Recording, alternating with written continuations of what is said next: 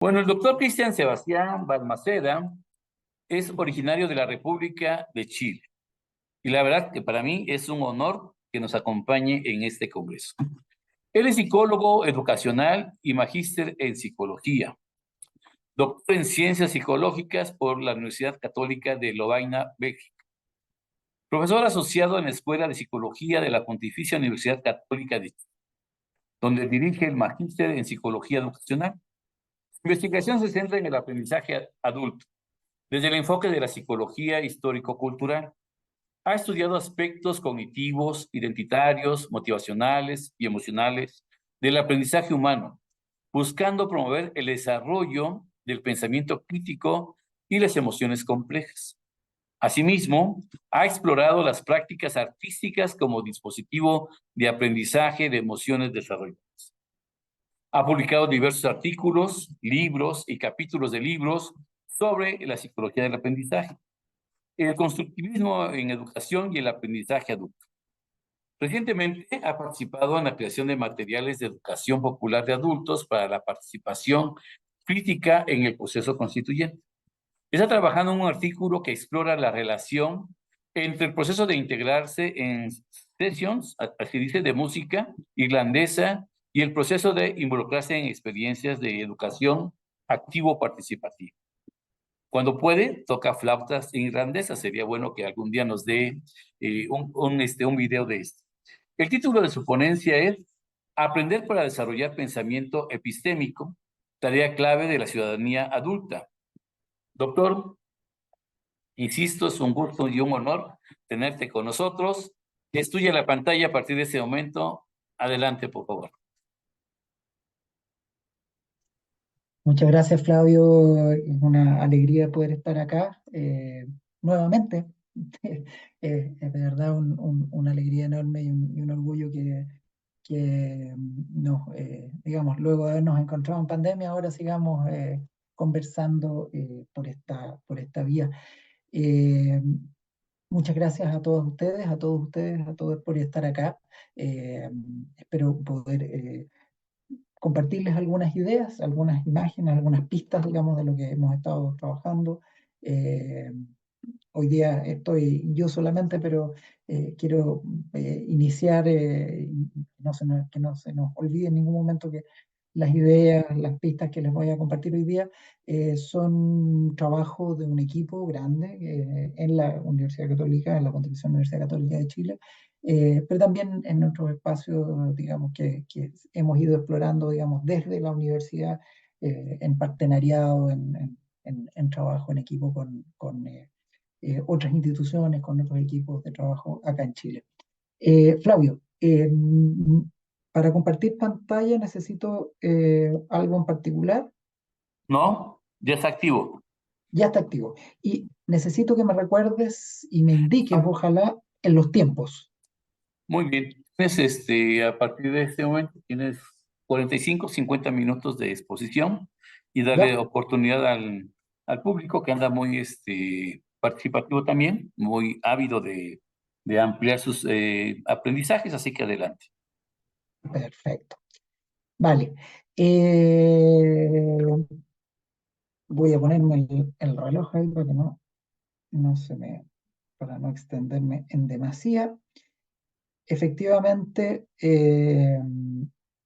la idea mía, la idea ahora es, como les decía, ahí estoy, perfecto. Como les decía, contarles algunas ideas, algunas pistas eh, en que se sintetizan una cantidad bastante importante de trabajos que hemos realizado en nuestro equipo. Y por lo mismo, lo que hice fue armar una presentación que probablemente va a ser muy esquemática en el sentido de que voy a desarrollar algunas ideas que son centrales, digamos, a la línea argumental que voy a tratar de compartir con ustedes, pero sin duda va a ser imprescindible que esta línea argumental la dialoguemos, la conversemos, ¿sí? Que sea un modo y por lo mismo, si tienen preguntas, a lo largo de la presentación o durante la presentación, por favor no duden en plantearla, y sobre todo lo que para mí sería realmente un honor que ustedes pudiéramos efectivamente abrir un diálogo. Yo voy a tratar de ser más corto que los 45 minutos que me propone Flavio, pero eso es un desafío para mí. Tiendo a extenderme mucho cuando me emociono conversando de estos temas, así que ahí vamos a ver cómo me va, ¿vale? Eso. Entonces, bueno, aquí tiene el título de la presentación y ya lo leía Flavio. Así que vamos derecho a lo que vinimos. Yo quiero partir con algo que puede ser una obviedad a esta altura del partido. Quizás para muchos de ustedes esta afirmación no reviste ningún tipo de novedad. Es casi un lugar común, lo cual a mí me parece interesante, porque si uno sostiene, por ejemplo, con Hannah Arendt, la gran filósofa de la segunda mitad del siglo XX, la idea de que el lugar común es ese espacio, ese concepto, esa idea que los grupos humanos nos damos para no pensar. Es de que interesante esa idea. eh, a veces de tanto repetir ciertas afirmaciones, dejamos de pensar en ellas, se convierten en lugares comunes, ¿sí? Y se convierten en lugares comunes no solo, digamos, en el sentido de que se vuelven automatismos, se vuelven constataciones, los damos como por sentados, tanto los temas como sus abordajes, y en ese sentido las posibilidades de solución o de eh, transformación que ellos nos ofrecen, ¿sí? Entonces, lo que quiero proponerles hoy día es una manera de pensar acerca de temas, temáticas, problemáticas que en nuestra América Latina, de distintas maneras, y yo diría hoy día a nivel mundial, están presentes. Lo que quiero invitarlas a hacer es hacer algo un poco distinto o quizás muy distinto de lo habitual.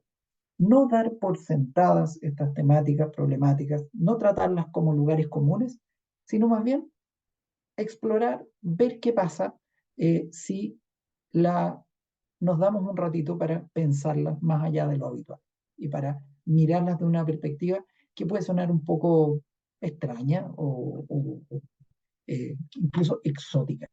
¿Qué puede tener que ver estos problemas sociales, políticos, económicos, ambientales que estamos viviendo en nuestras sociedades, eh, que están ahí de alguna manera esquematizados en estos tres grandes áreas temáticas? ¿Qué puede tener que ver con el pensamiento epistémico, con el aprendizaje de los adultos, con la educación de adultos?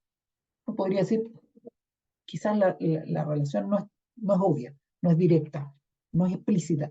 Eh, Quizás a algunos de ustedes les parece que sí es muy obvia, es muy evidente, quizás muchos de ustedes están trabajando en estos temas, vinculando eh, eh, educación de adultos y estas problemáticas sociales. Quizás sí. Lo que quiero invitarlas a todas es a poner en revisión o en observación ese modo de abordar estas problemáticas e incluso ese modo de relacionar estas problemáticas con la educación de adultos en cada una de nuestras realidades, ¿sí? Y el modo que quiero de hacer esa invitación no es en abstracto, no es en genérico, sino proponiéndoles esta relación que me sospecho que para más de alguna de ustedes debe ser un tanto eh, exótica, insisto. ¿Y cuál es esa relación? La relación con el pensamiento epistémico. De hecho, probablemente me sospecho, con la que trabajo aquí en Chile, es que la idea de pensamiento epistémico o cognición epistémica es un concepto que suena un poco raro, digamos. De hecho, muchos de mis estudiantes me dicen, uy, epistemología, eso suena a filosofía, cosas complicadas, no sé si quiero meterme ahí. Entonces, eh, lo que quiero invitarlas es a, efectivamente, meterse en un lado, tener una perspectiva que puede ser no la más habitual, no la más típica, y ver qué pasa, ¿sí? ¿Y por qué? Porque si ustedes se fijan, al, estas problemáticas sociales a las cuales estamos enfrentados hoy por hoy eh, en nuestras sociedades, bueno, tienen muchas cosas en común, ¿sí? Y por lo tanto se pueden mirar desde muchas perspectivas. Pero una perspectiva que yo encuentro que es poco frecuente en los abordajes, en las conversaciones que a mí me toca escuchar o incluso las que me toca participar, desde las académicas hasta las familiares o entre amigos, desde lo que yo leo en la literatura hasta lo que escucho en la radio o en la televisión.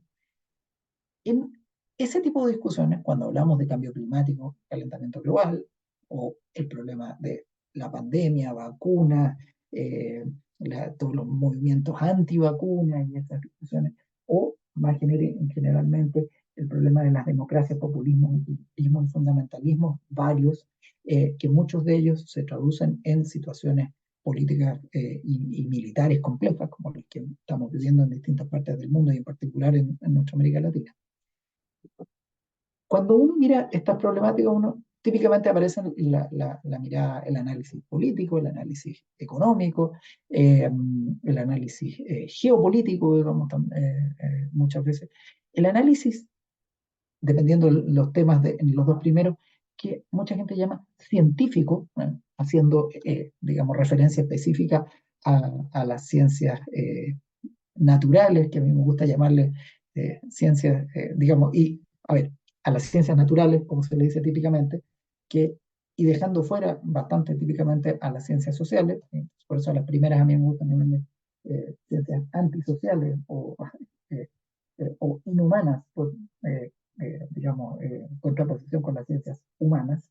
Eh, pero digo, en esos dos temas primero, cambio climático, vacuna, hay un análisis científico. No sé si les pasa a ustedes, pero en las noticias acá en Chile aparecen, se invita sistemáticamente a médicos, a investigadores en biología, a geólogos, ¿cómo se llama esto? Meteorólogos, físicos. Que ese es un ámbito, o sea, cuando abordamos estas temáticas, estas problemáticas, más bien, aparecen todas esas miradas, pero hay una mirada que a mi juicio está, no, típicamente no se abordan estas problemáticas y sin embargo es clave para entender cómo se están tratando estas problemáticas. ¿Sí? Y déjenme decirlo ahora sí en dos frases. Antiguamente, uno podría decir, en sociedades llamadas tradicionales, estas problemáticas o sus análogas, uno podría decir, claro, no hablábamos del cambio climático, pero al menos cuando yo era niño se hablaba del conservacionismo, ¿sí? Se hablaba de los riesgos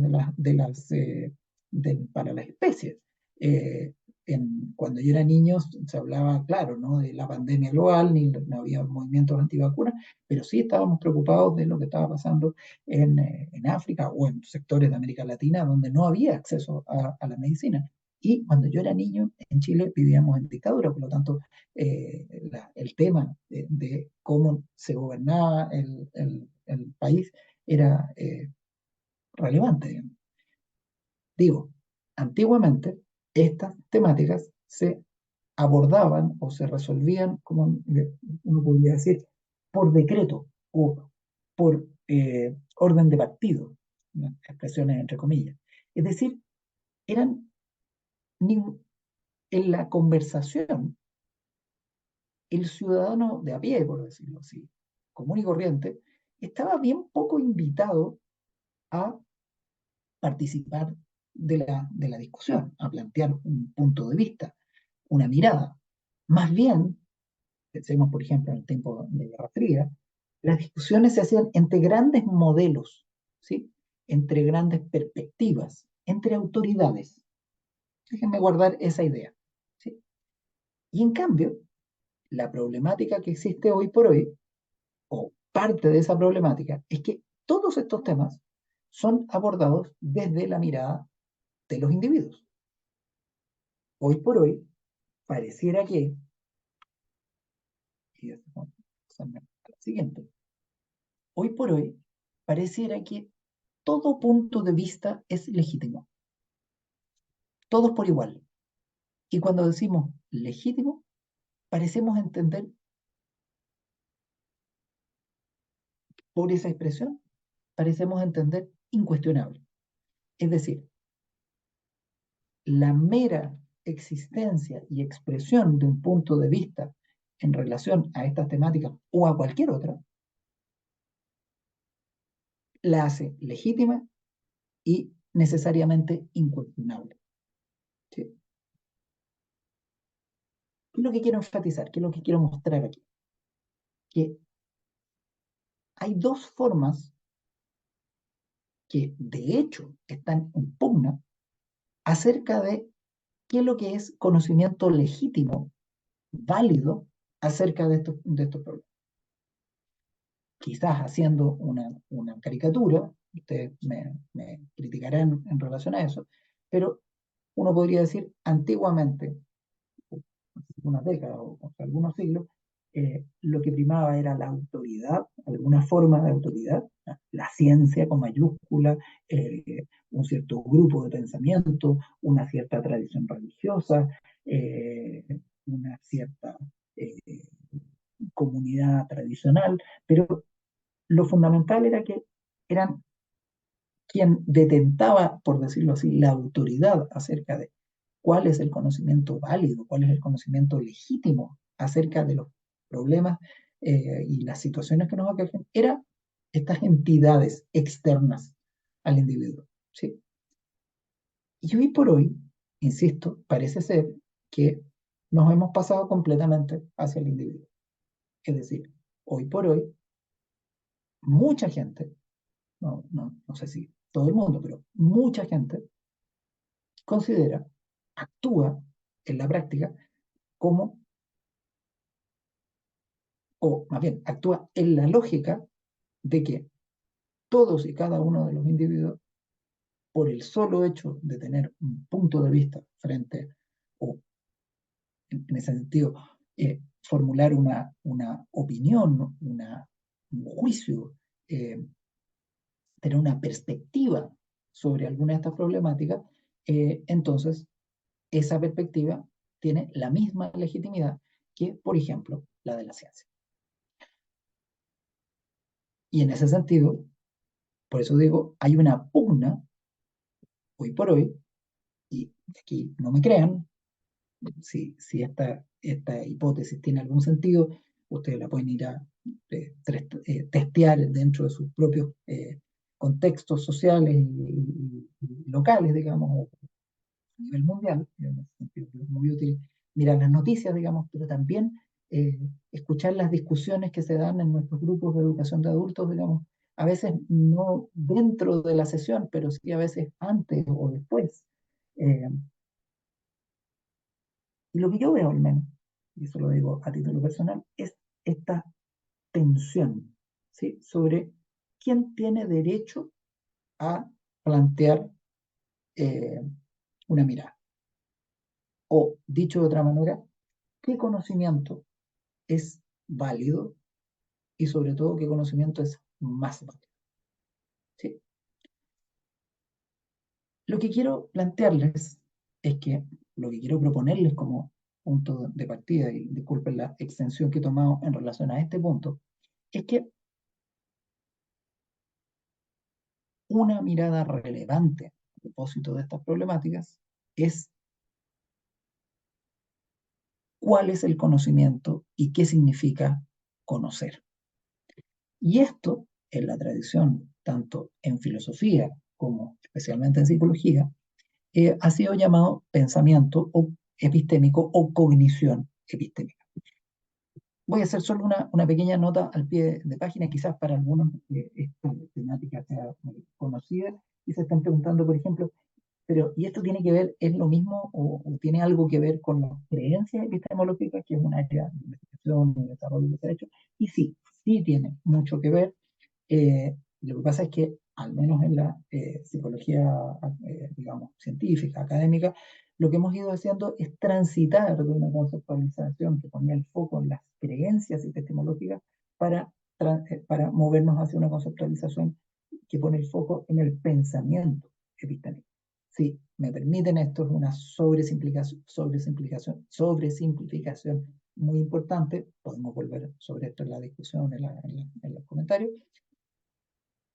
Las creencias epistemológicas ponían más énfasis en investigar y en actuar sobre el contenido del pensamiento, y la idea de pensamiento epistémico agrega a eso la idea de que es importante detenerse en la forma que pensamos, en el modo que abordamos, por ejemplo, este tema. ¿Vale? Insisto, podemos volver sobre eso si a alguien le parece relevante, si no, no vamos. Ahora, ¿de qué es lo que estamos hablando? ¿De pensamiento epistémico o de cognición epistémica? Y aquí ya podemos ir un poquito más rápido, eh, enunciando cosas y ideas, y ustedes me dirán si paramos o si...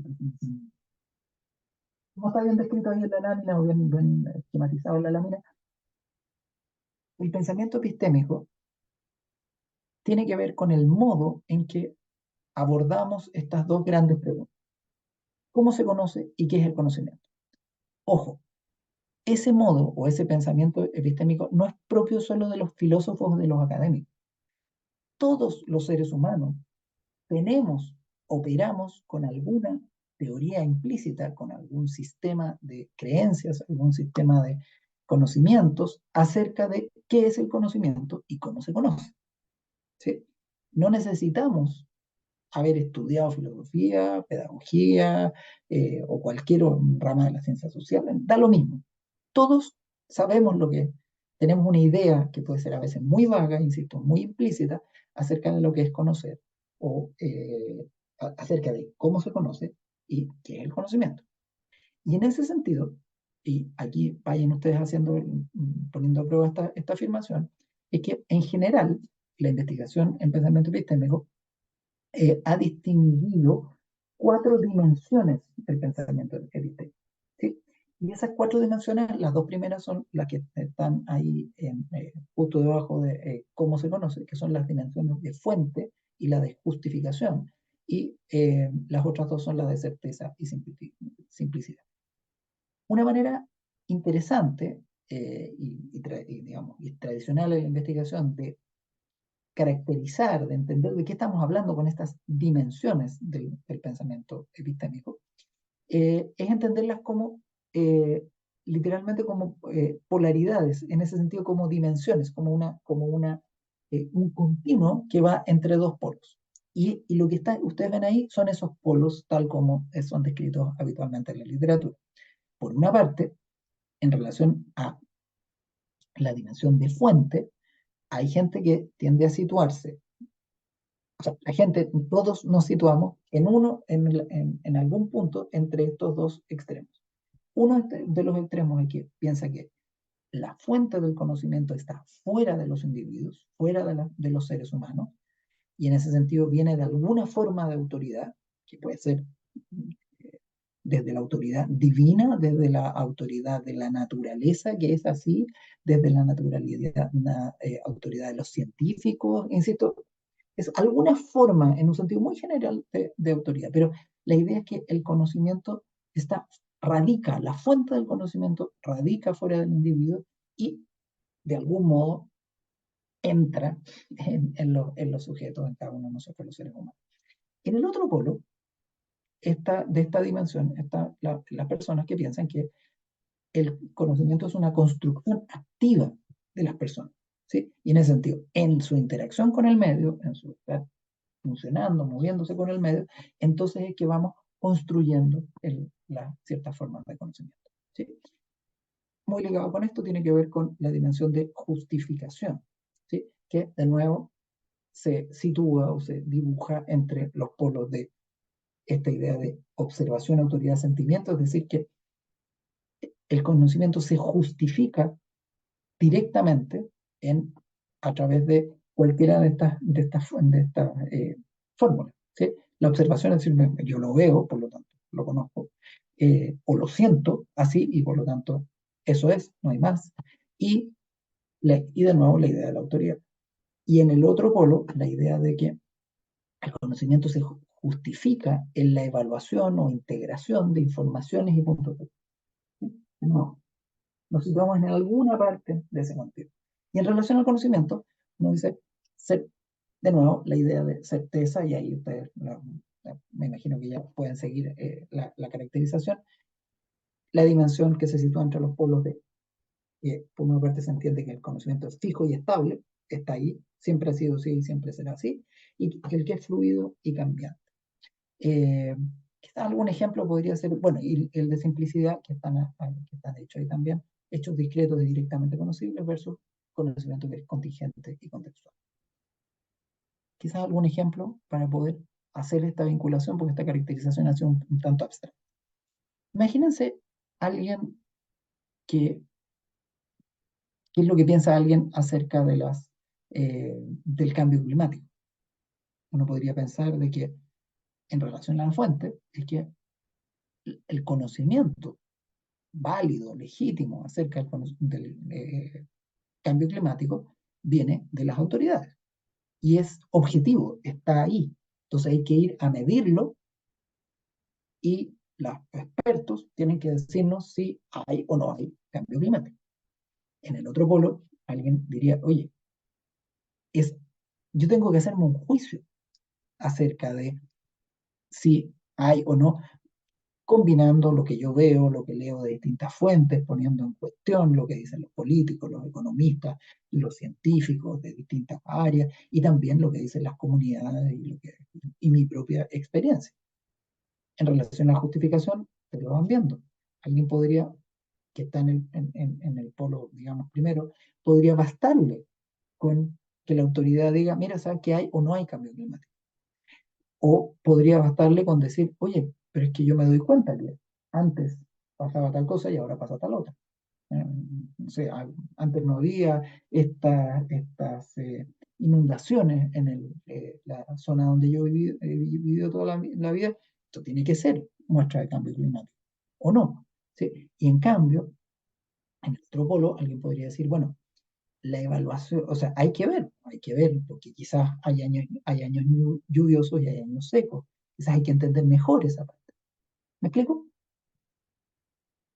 Esto que parece extremadamente abstracto está implícito en el modo en que las personas abordamos estas problemáticas, ¿sí? Y que las abordamos no solo en términos de interpretación, sino en términos de acciones, ¿sí? Porque cada una de estas maneras implica que nos vamos a posicionar de una cierta manera. Fíjense, si yo tengo un rol de autoría, ¿sí? Si yo estoy en el polo que considera que la fuente está fuera del sujeto y que la justificación está centrada en la autoridad, por ejemplo, entonces voy a tener una posición en la cual yo voy a estar esperando que el conocimiento me llegue. En el otro extremo voy a estar en una posición en la cual voy a estar activamente trabajando para construir ese conocimiento. Y ese trabajo puede tomar distintas formas. Y además, ese modo de pensar con el cual yo abordo estas, digamos, los cuales yo me sitúo en estas polaridades, también va disponiendo mi qué hacer en términos de qué forma, cómo voy a ir evaluando también las acciones posibles que, por ejemplo, en relación al cambio climático. Hay que actuar políticamente y en ese sentido organizarnos para que, por ejemplo, se cumpla el acuerdo de Kioto, o hay que actuar más bien individualmente y cada uno tiene que, solo vamos qué sé yo, a, a evitar el cambio climático cuando, o reducirlo al menos, cuando cada uno de nosotros ande en un auto eléctrico y se duche cortito. eh, Esto que parece extremadamente lejano, eh, esta idea del pensamiento epistémico, parece tener una forma eh, específica, parece tener que ver con estas formas de conocimiento. Lo que quiero afirmar en ese sentido es que lo que nosotros hemos ido construyendo en nuestro equipo es una comprensión vygotskiana, ¿no? Tenemos una lectura de Vygotsky que nos permite pensar la, el pensamiento epistémico caracterizado en estas cuatro dimensiones, pero también en una secuencia de desarrollo, ¿sí? En ese sentido, lo que está aquí, estas cuatro cajitas, digamos, el objetivismo, el multiplicismo, el evaluativismo básico y el evaluativismo complejo, son también categorías clásicas en la investigación acerca de pensamiento epistémico. ¿Cuál es la tesis fundamental de esta perspectiva? Es que estas dimensiones no solo no, no funcionan, no caracterizan simplemente un horizonte, ¿ah? Como uno podría decir, distintas formas de pensar epistémicamente que son todas intercambiables. No sé, uno podría pensar como las marcas de arroz cuando uno va al supermercado, digamos, uno es una cuestión de gustos o de precio, pero finalmente son todas arroz, digamos, ¿sí? Al menos dentro de ciertos rangos. No, aquí lo que estamos diciendo es que esas polaridades lo que van marcando o lo que describen es más bien una secuencia de desarrollo. Es decir, que hay formas de pensamiento epistémico que son más desarrolladas que otras y en ese sentido que son más adaptativas que otras y que nos permiten, y lo voy a decir de esta manera, que pensar con una de estas, al modo de una de estas formas de pensamiento, nos va a disponer a ciertas formas de acción y va a evitar, o digamos, va a disponer que no nos involucremos en otro. En ese sentido, entonces, es clave entender de qué se trataría este desarrollo. Y lo que nosotros proponemos es pensar que entre cada una de estas formas de pensamiento hay quiebres importantes en el modo de pensar. Esto sí se puede decir muy rápido. Entre el objetivismo y el multiplicismo, lo que hay es un cambio en términos de la posibilidad de pensar lo que le llamamos un auténtico perspectivismo. Es decir, las personas que operamos en algún ámbito con pensamiento objetivista, lo que estamos pensando es que en la práctica hay solo un punto de vista que es el correcto y todos los demás son errores. Y por lo tanto, en ese sentido, no son reales puntos de vista, ¿sí? En ese sentido, fíjense ustedes que está marcada esta idea de que existe una realidad objetiva que, a la cual acceden con mayor eh, eh, facilidad las autoridades y los expertos y que está situada digamos, ¿cómo decirlo? Eh, la cual se puede conocer con certeza y que es relativamente simple. Y en ese sentido, por eso es que hay una manera y todas las demás son errores. Pensar de esa manera es lo que típicamente o sea, digamos, en la literatura se caracteriza como pensamiento objetivista, en que no hay un auténtico perspectivismo. No sé si a ustedes les suena o les hace algo. Pues, no sé si empieza a resonarles esta idea que yo decía antes de que antiguamente estos temas, estas temáticas se abordaban, yo decía, por decreto, desde la autoridad, estableciendo la mirada correcta y todo lo demás era incorrecto. Tengo la impresión de que en algún sentido parte de la discusión puede tener que ver con que hay cierta parte de nuestra sociedad que está abordando estos problemas de una manera objetivista. Ahora, fíjense que la diferencia es la idea de la perspectiva del multiplicismo, en la cual sí es posible, se desarrolla esta posibilidad de eh, pensar distintos puntos de vista, como auténticos puntos de vista, no necesariamente como verdad y error, ¿sí?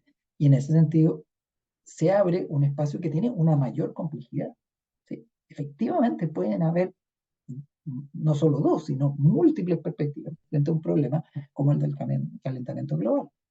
Por ejemplo, uno podría pensar que eh, la perspectiva económica, la perspectiva de la conservación de la naturaleza y la perspectiva de las relaciones de las comunidades humanas, digamos, son tres perspectivas que en relación a las situaciones de cambio climático muchas veces no se pueden reducir una a la otra.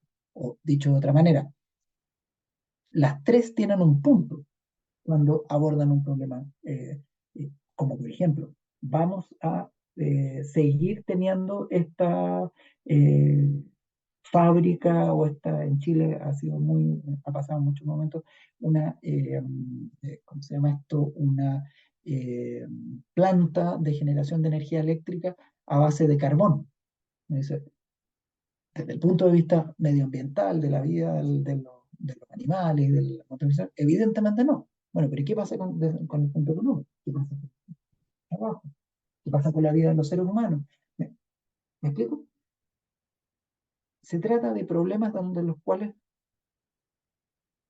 por una parte, existen o es sostenible la idea de que hay puntos de vista que no, insisto, no se reducen los unos a los otros, no están errados simplemente, o uno está correcto y todos los demás están errados, ni viceversa, sino que en algún sentido todos nos muestran parte de la problemática y en ese sentido uno podría decir, todos están hasta cierto punto de vista errados y en lo correcto.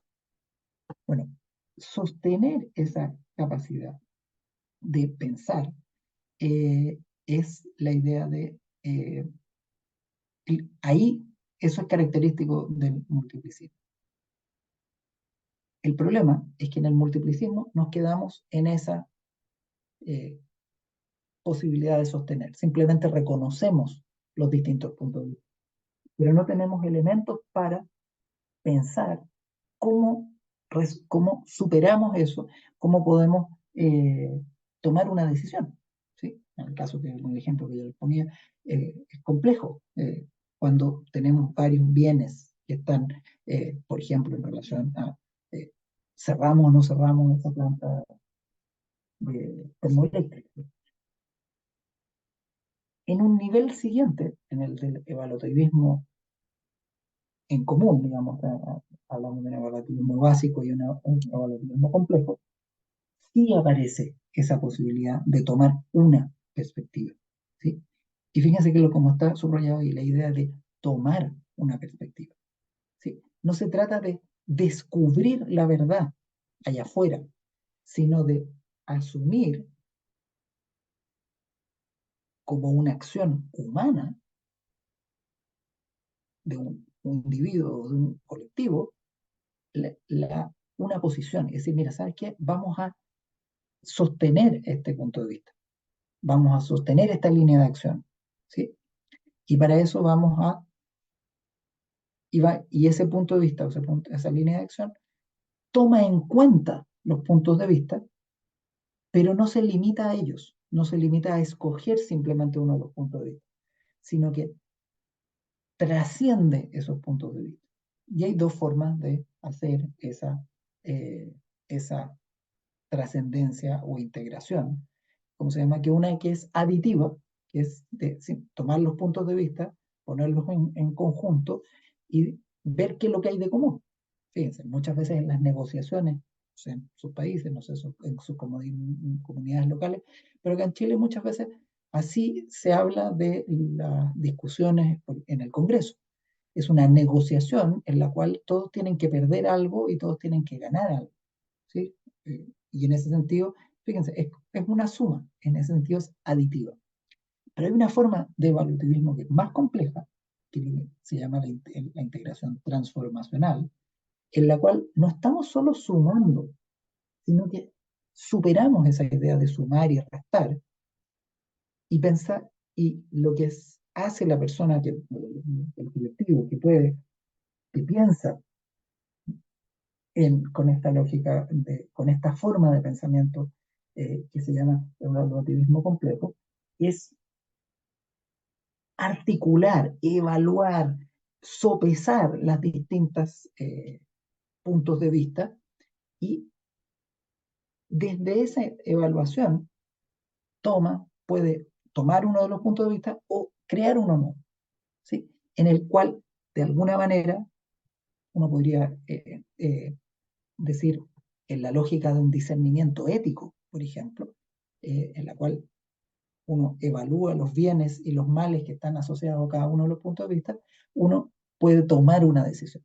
Pero fíjense, y eso es lo que quiero enfatizar, porque nos va a dar el pie hacia la lámina siguiente, es que de lo que se trata, o el movimiento que hemos hecho en esta secuencia de desarrollo del pensamiento epistémico, es que nos hemos movido desde una posición en la cual el conocimiento válido viene de alguna manera desde afuera y desde alguien que es, o desde una posición que es superior a la mía, en algún sentido hay una asimetría, aún hemos transitado hacia un lugar en el cual el conocimiento viene de un movimiento, una acción, un compromiso con un punto de vista.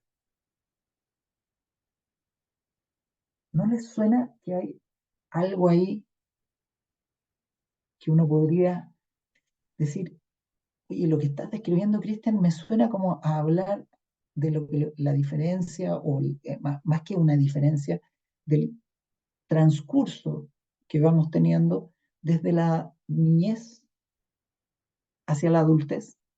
No es lo propio de los adultos, esto de situarse, de tomar un punto de vista, hacerse cargo de ese punto de vista, ¿sí? Como una acción, como algo que yo decido, algo con lo que yo me comprometo, para bien y para mal. Y eventualmente no es adulto también tomar en consideración estos elementos y sopesarlos y pasar a la acción. Bueno, lo interesante es que la doña Eva Kallio, autora finlandesa que viene trabajando estos temas de muchos años, bueno, ella ha conceptualizado esta idea no solo como una intuición, sino como una teoría que permite investigar, y lo que nos muestra es que precisamente es así. Es decir, lo característico del pensamiento que ella llama postformal, si ustedes quieren una manera rápida eh, de saber de qué nos está hablando la profesora Cale cuando habla de este pensamiento postformal, es la sabiduría, que es una de las líneas de investigación que ella desarrolla. ¿Entendés? ¿Qué caracteriza a las personas sabias? Y su respuesta, su tesis, es que lo que caracteriza a las personas sabias, y fíjense que la sabiduría no la vemos típicamente en los adultos y muchas veces en los adultos mayores, en particular en las comunidades tradicionales, lo que caracteriza a la sabiduría es este pensamiento integrativo, que implica esta integración transformacional de los puntos de vista y las fuentes en ese sentido, no es meramente ideativo, que depende o que está situada en el tiempo, una un punto de vista, una integración que nos parece sostenible en este momento, puede que en un par de años más ya sea menos sostenible o en otro contexto haya que tomar otro punto de vista. ¿Sí? En ese sentido está situado. Y en ese sentido, por eso sería clave en la sabiduría. En ese contexto, y aquí ya empezando a reunir algunas pistas que espero les sean útiles y que tengan, quizás se vinculen más directamente con lo que algunos de los intereses de ustedes, supongo, espero. Uno podría decir, bueno, ¿y si de lo que se trata entonces es de enseñar una forma de pensar? O más bien, lo voy a decir de otra manera. Si entonces es sostenible que para abordar estas problemáticas es bueno superar esta tensión entre una mirada que pone todo el conocimiento en la autoridad y una mirada que pone el lugar último de la discusión en los puntos de vista de los individuos. Y podemos pensar, existe la posibilidad de superar eso y decir, oye, pongamos todos esos puntos de vista, evaluémoslos, integrémoslos y tomemos una decisión. Y en ese sentido salimos del impasse en el que muchas veces quedamos metidos en estas problemáticas, en el cambio climático, en el tema de las vacunas, en el tema de las democracias y su riesgo, digamos, o de la organización política. Si el pensamiento integrativo, si el pensamiento epistémico de alto nivel es una buena pista, entonces, ¿cómo no valdría la pena enseñarlo? Y en ese sentido, la pregunta es cómo lo aprendemos y cómo lo enseñamos. Y ahí, sobre esto podemos volver después. Este es el modelo que nosotros hemos ido afinando con los años y que ustedes lo pueden ver en nuestras publicaciones, digamos, si ustedes ahí revisan, googlean, van a encontrar que esa es la idea que hemos ido desarrollando, y es que el aprendizaje humano en general eh, se puede entender integrando una perspectiva, conceptos de la tradición piagetana y conceptos de la tradición vygotskiana, y dicho de una manera simple, más simple es lo que está dicho acá, lo que para transformar una estructura de conocimiento, en este caso un modo de pensamiento, en otro, la persona tiene que experimentar un conflicto cognitivo, es decir, tiene que experimentar cómo esa forma de pensar no es especialmente, o digamos, no permite resolver el problema, un problema, un conjunto de problemas, experimentar esa imposibilidad de la resolución y al mismo tiempo participar en un espacio social de interacción en el cual está disponible una solución que yo puedo internalizar, que puedo reconstruir, pero de la cual participo primero en la interacción social. ¿Sí? Y en ese sentido, por esa vía podemos pasar de una estructura 1 a una estructura 2 que ahí está en el dibujo, se ve, no sé si lo notaron, pero hay un pequeño tamaño, oh, perdón, hay una pequeña diferencia en el tamaño de las estructuras, porque la segunda está más desarrollada que la otra. En simple o en directo, ¿qué es lo que estamos diciendo? Estamos diciendo que para pasar del objetivismo al multiplicismo, al evaluativismo y al evaluativismo complejo, las personas tienen que experimentar, tienen que participar de espacios diseñados e implementados para que puedan vivir en primera persona que sus modos habituales de pensar se quedan cortos, no permiten resolver los problemas. Y que en esos mismos espacios, entonces, aparece, o sea, y que en esos mismos espacios puedan experimentar también otras formas de pensar que son más complejas y que sí pueden pensar, resolver esos problemas.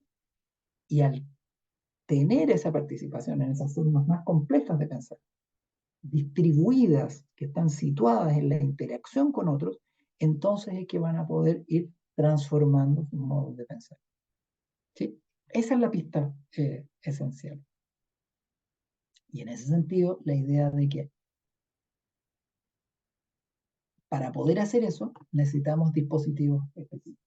Lo que nosotros hemos ido explorando, por razones que ya les puedo contar, si a les interesa, es la idea de que esto lo hacemos una buena pista para producir esta transformación, para promover esta transformación, es usando juegos.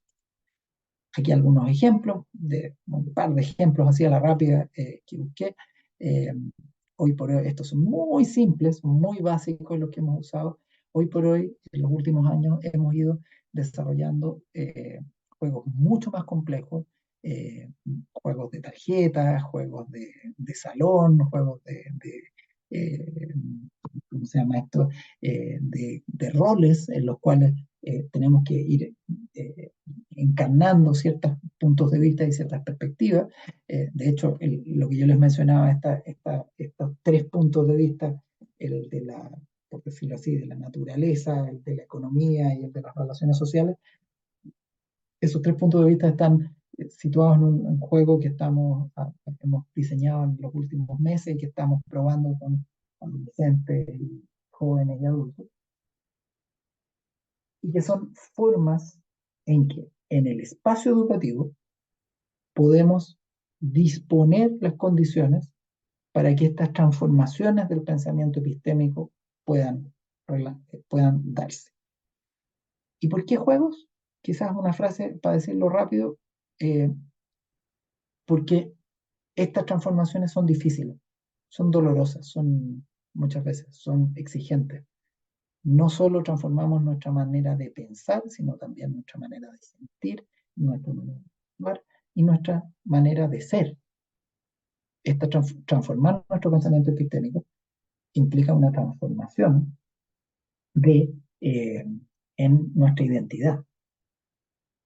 Y quizás por eso es que pensar o incorporar esta perspectiva en el abordaje de estas problemáticas y en particular en cómo nosotros desde la educación de adultos participamos de la dinámica o promovemos que estas problemáticas puedan ser abordadas, si incorporamos la dimensión de pensamiento epistémico, entonces lo que estamos diciendo de alguna manera es que estamos incorporando la idea de irnos formando como adultos, irnos desarrollándonos, irnos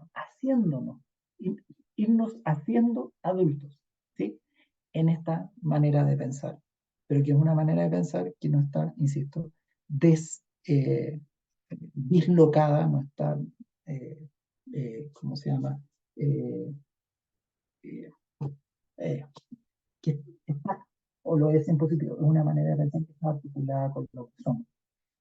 Y en ese sentido, sí, eh, el pensamiento epistémico es clave, el pensamiento epistémico en su forma más desarrollada, es decir, como pensamiento integrativo, es clave para poder proponer, para poder promover una ciudadanía realmente adulta. Si queremos aportar de alguna manera, si queremos aportar de algún modo desde la educación de adultos para que las personas de nuestras sociedades aborden estas problemáticas adultamente, una manera de entender eso es pensándolo desde el punto de vista de decir, promovamos su pensamiento epistémico, organicemos nuestra práctica educativa de manera tal de que los invite, los desafíe y les permita transformar su pensamiento epistémico desde el objetivista al multiplicista y sobre todo el multiplicista o de alguna de esas opciones hacia el pensamiento evaluativista, cuya característica fundamental sería esta posibilidad de integrar múltiples fuentes y múltiples perspectivas, pero no solo para quedarse en ese reconocimiento de los puntos de vista, sino para comprometerse con puntos de vista que van siendo creados por los colectivos, por los grupos de individuos, y que en ese sentido los sostienen en su compromiso en la vida, digamos, corriente, y en ese sentido en su vida en tanto ciudadanos. Aquí me voy a quedar, estoy justo en los 50 minutos que me anunció Flavio. Muchas gracias por su atención y nada, si hay comentarios, preguntas, ahí ustedes cuéntenme. Voy a mirar el chat a ver si hay algo ahí.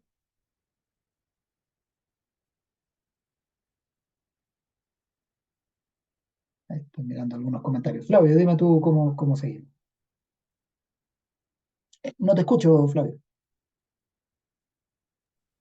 le piqué, pero no activó. Muy bien, pues la verdad que muy interesante tu perspectiva. Yo te quiero lanzar una pregunta así como la pensé. Veía yo el título de pensamiento integrativo. Ya no agarré bien porque estoy haciendo aquí mil cosas a la vez. Pero te iba a preguntar, ¿el pensamiento integrativo se enseña, se aprende, se fomenta, o todas las anteriores dijeran mis maestros de secundaria? ¿Qué opinas tú? O sea, todas las anteriores. Ah, Eh, bueno, bien. pero lo voy a decir, pero me voy a agregar, me voy a colgar de esa pregunta para decir que no solo el pensamiento integrativo, todas las formas de pensamiento epistémico se aprenden, se enseñan, se fomentan.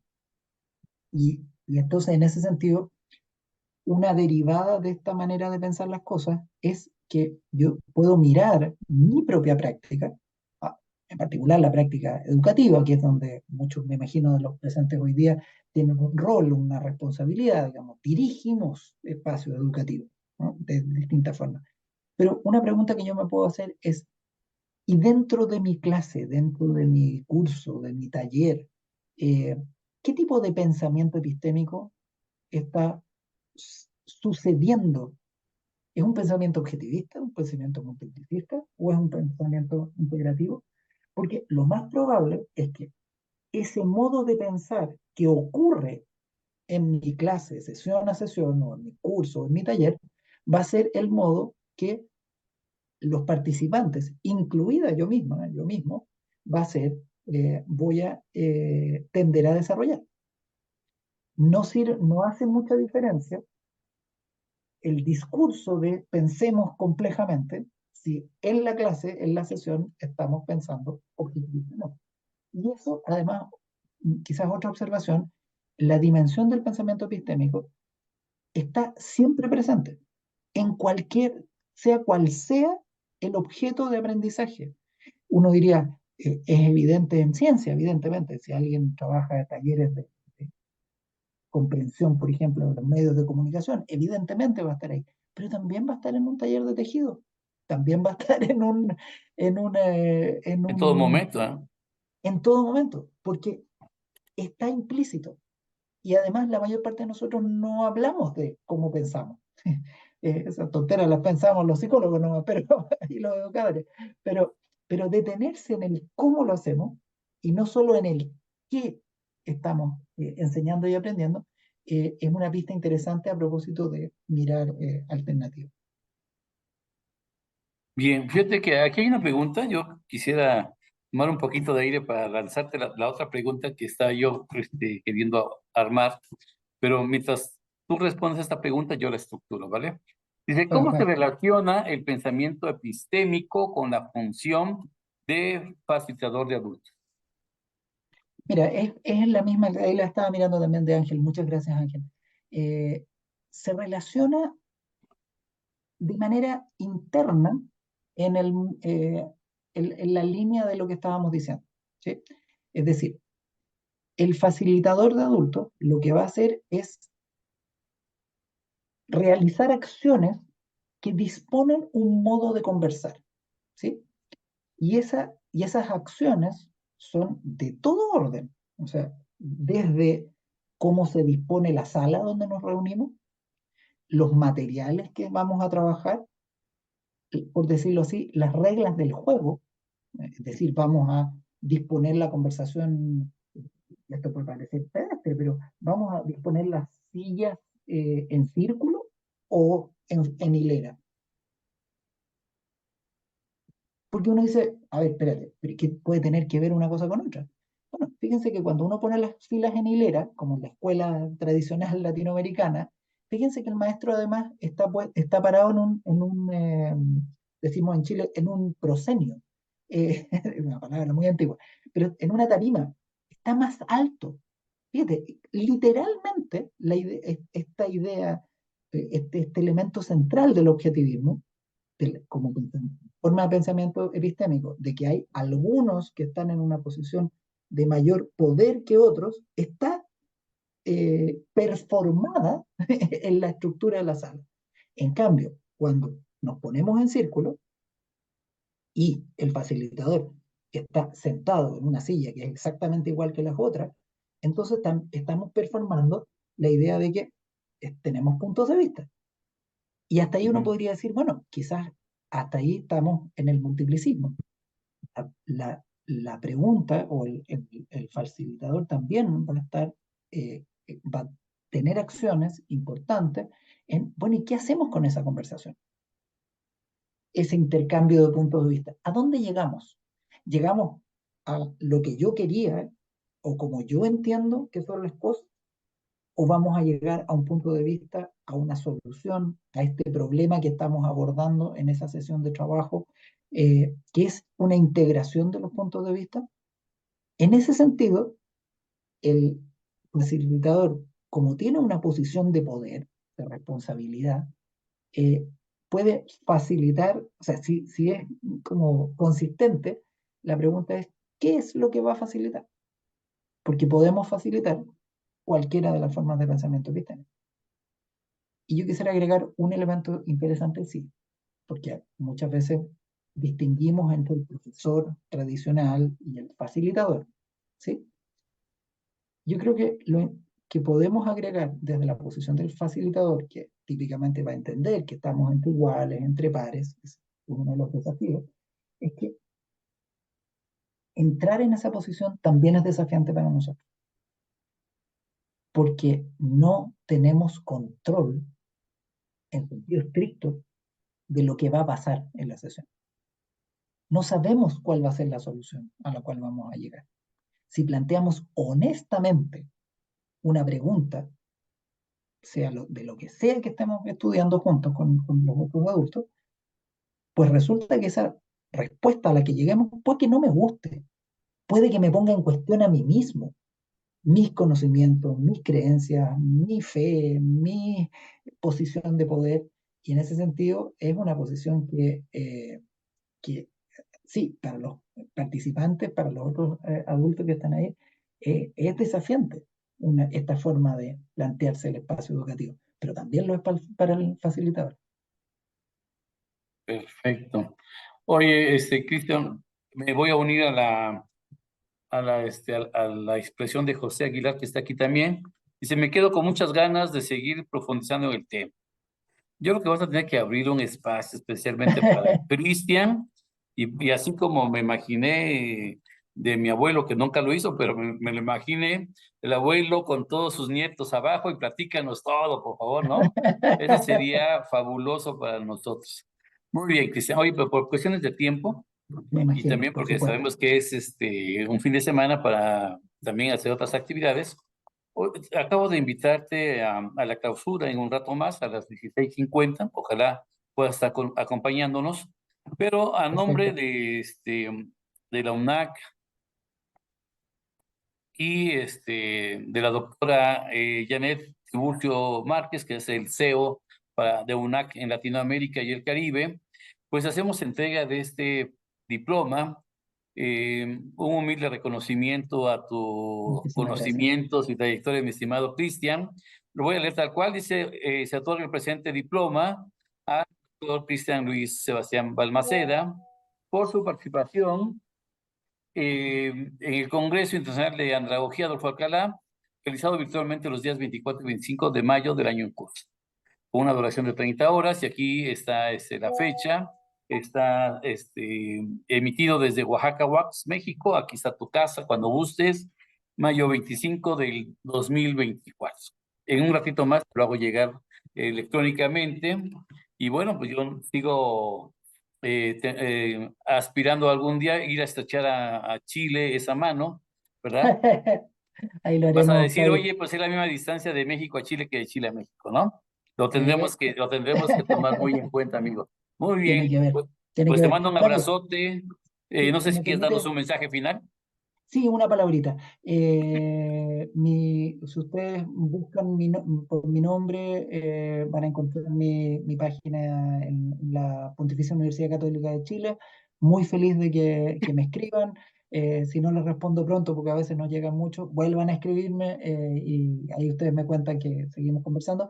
Estos son temas que nosotros estamos investigando, así que felices de poder conversarlos e intercambiar y sobre todo si tienen críticas también, muy, muy, muy bienvenidos. Muchas gracias. Muchas gracias, Cristian. Pues un abrazote hasta Santiago. Creo que radicas en Santiago. Sí, sí, estoy en Sí, Santiago de en Chile. Santiago. Muy bien, un abrazote hasta allá